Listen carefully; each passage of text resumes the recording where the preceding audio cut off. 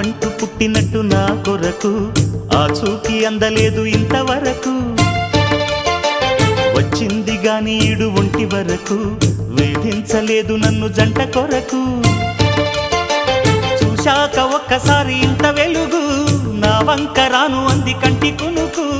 ఈ అల్లరి గారడి నీ లీల అనుకోనా నీ పేరు ప్రేమ అవునా ఇవాళే నిన్ను పోల్చుకుందా